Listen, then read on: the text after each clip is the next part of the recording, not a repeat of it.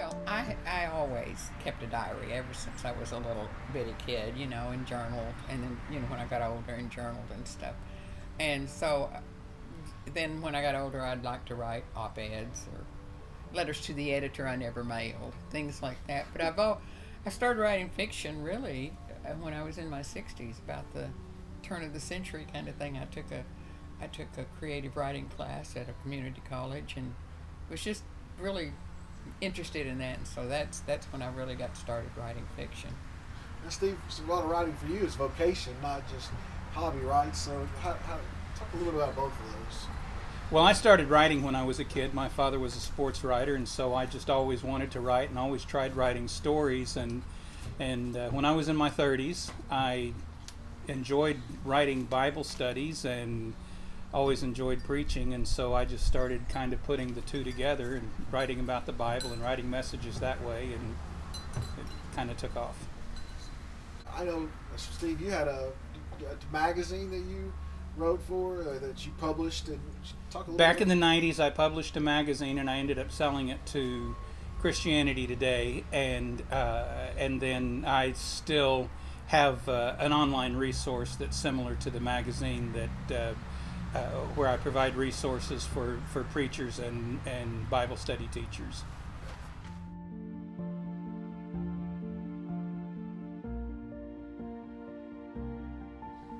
Well, kind of if you want to write, you need to get you a pencil and a piece of paper and start writing. And because and writing to be published is a lot of rewriting. So if you want to write just for yourself and for your memories and for your kids to read later, just get you a journal and start doing it. If you want to, there's a lot of support groups and things to help people who want to edit and become more professional and become professional writers. Those helps are out there for you. But basically, first you have to write. And I would say the same thing. If Stephen King had never ever sold a book, he would still be spending every day at his keyboard writing, because he's a writer and he loves to write, and that's just what writers do. And so you don't really write with the idea of being published. You just write because you've got a story to tell, or you've got something to say, and you hope that maybe someday somebody will read it. But even if they don't, that's okay, because writing is its own reward.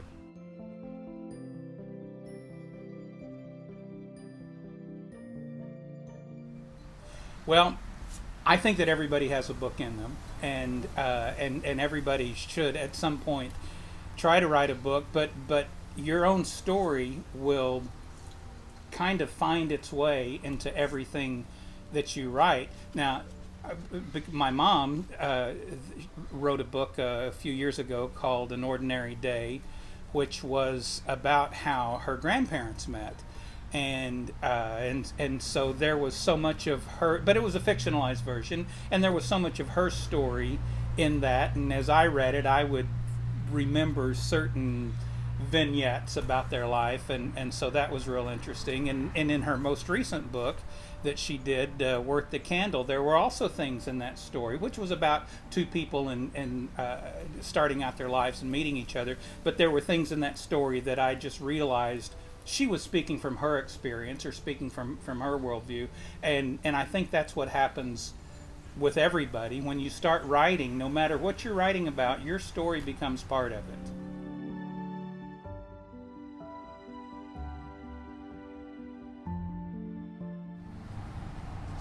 Yeah, I think that for me, each story or book I write has a message in it, that something I want to get across, and so learning how to verbalize that without being pushy, without being too didactic, but to allow the reader to kind of say, "Oh yeah," have a little epiphany.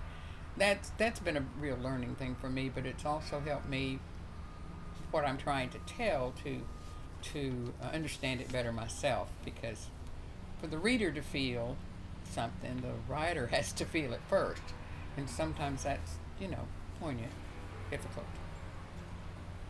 Steve, any lessons you could share that you learned about life from? experience? Writing teaches me so much.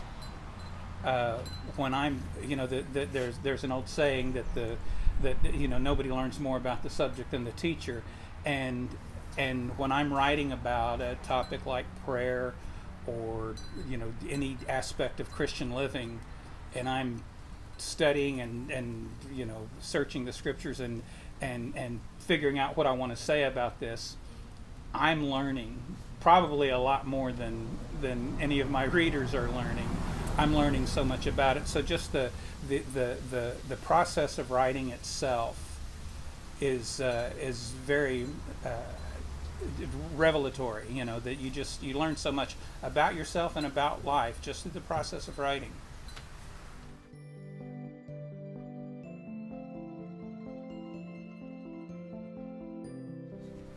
Okay, I was raised in the church, and I went to confirmation class, joined the church, and so it's hard to know the day that I became a Christian because I just grew up believing, and had wonderful parents who were wonderful Christian parents.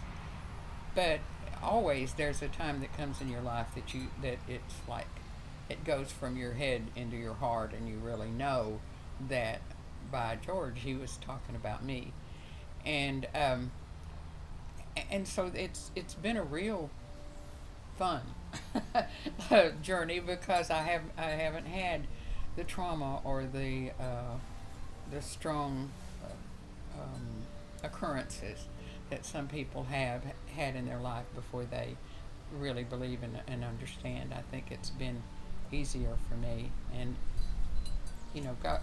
God has taken care of me all of my life. And I look back and I say, how did I do that? And I know how I did that. I had help. I had God with me, and that's one of the best promises in the Bible that He's ever made to anybody that goes anywhere, from Moses to anybody else. I'm going to go with you. I'm going to be with you. And I've heard that so many times, and that's just made all the difference in my life. And when I write, I try to get some of that message there. Yeah. So, how's is yours the same or different, Steve? Well, I grew up in a Christian home, and obviously, yeah, and knew about God's presence all of my life. And I remember one time when I was about 5 years old, I told Mom I wanted to learn a Bible verse, and so she taught me John 3:16, and that was the first Bible verse I learned. And so I grew up going to church and involved in that. But around the time I was 16, I was experimenting somewhat with being a rebellious teenager, and I had a friend who was a Christian, and I started reading the Living Bible. And when I got to the 3rd chapter, it said, God has shown us a new way to heaven, not by being good, but by trusting Jesus to take away our sins. And that was kind of an aha moment for me, and I realized, it's by grace we're saved through faith, and that was really when I connected with Jesus on a real life-changing level.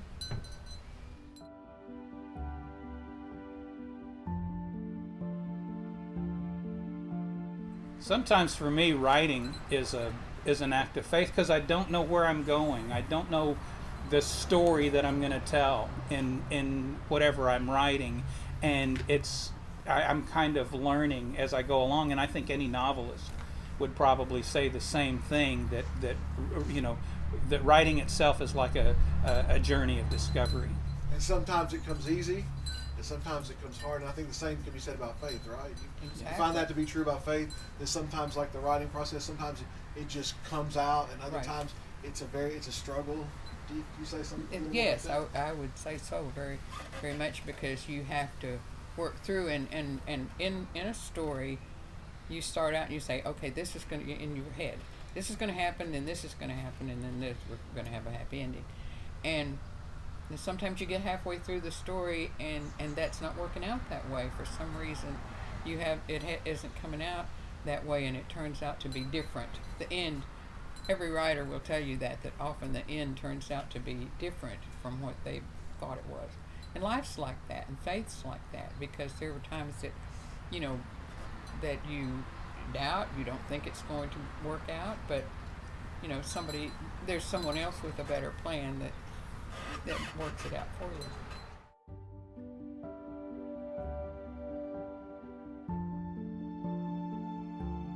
Well, this is the one we're pushing right now, is the Advent book that we do for the church. And Steve, when he started helping me, talking about amateurish, since he started helping me, they look so good when I was making them by myself. The first novel I wrote was The Last to Know, and it was about a woman whose husband was killed in a car wreck, but he wasn't where he was supposed to be. She thought he was in Dallas, and he was in Lincoln, Nebraska, or somewhere. And she and then as she began to try to figure out, you know, what the mystery, well, it really became a faith journey for her. Because he was kind of a closet Christian, you know, he had some things he was working through. But as she found out what all he had done with his life, then it was a change for her. This one was about a child that was adopted that was trying to find her birth parents, and the journey that she made. Each one of them deals either with, each book, as I said, has to have this is a lot about forgiveness, about the things that she found out about her life and her parents and her adopted parents that she had to work through. And so that's a lot about forgiveness. This is the book Steve referred to. My grandfather was a sheriff in Oklahoma when it was a new state back in the 20s. And this is the story of just a day in their life when something really significant happened. And it talks about my mother and now, Dad. Is that nonfiction, or is that? Yeah, I call it a novel based on a true story, because I had heard the story all my life from my parents, from my mother, about, you know, this day, and but I didn't know any of the players, and I had to make up some players, and so I didn't know at what point it quit being creative nonfiction and started being fiction based on a true story. You know, that's a small line, but you know, and this is Worth the Candle, and the blurb says, you know, talks about Tandy Anderson and love at first sight, but it's really about the call, and two people who are each called to different professions, and strongly called to different professions, and yet they have an attraction for each other, and how they work through that, you know. So that's the 4 novels I've written. Steve, well, I'll show you a couple of mine. This is Sheepish. It's a study of Psalm 23, and that some pastors use and Sunday school use. This kind of the same thing. This is called Walk the Talk. It's a Bible study of 1 Peter, and my favorite book, which has left the entire world underwhelmed. Absolutely no one has bought this book. But I love this book. I read it, though. And it's called It's All in the Dailies, and it's just 105 readings from things that I have written over the years that I put together. But the focus of this book, and really probably the core of my message, is that life is made up of what you do every day. And, you know, a great life doesn't happen by accident. It's a day in, day out thing, and it's all in the dailies. It's what we do every day of our lives. And so this book is really just an encouragement to people to make the most out of every day.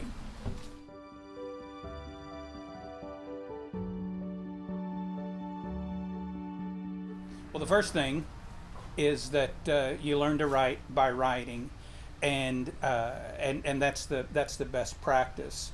And there are so many resources out there for writers groups.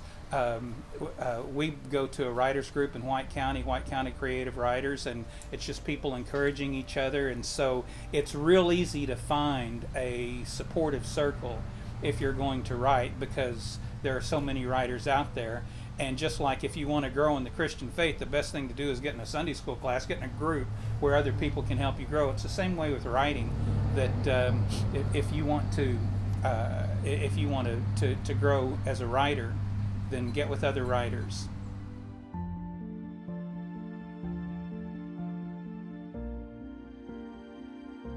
No. Years old.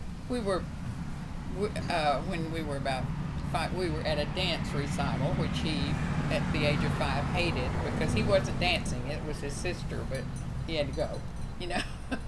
And so we were in a school, and he said he needed to go to the restroom, so he was gone quite a while. When he got back, I could tell he'd been crying. And I said, "What happened?" And he says, "Well, I was in the bathroom, and some big boys came in there, and when they left, they turned the light off." And he says, "And I couldn't find the door. I couldn't, he said, I knocked over the trash can. I couldn't find my way out of there." And he said, "And then suddenly I remembered something. God is always with us." And he said, so I said, "God, help me find the door." And he says, and just then I saw the light under the door. And I thought, he was 5 years old. And I thought that was pretty cool. Anyway, that's one of my favorite stories about him. That is a good story. I no longer cry when it gets dark. Sweetest time.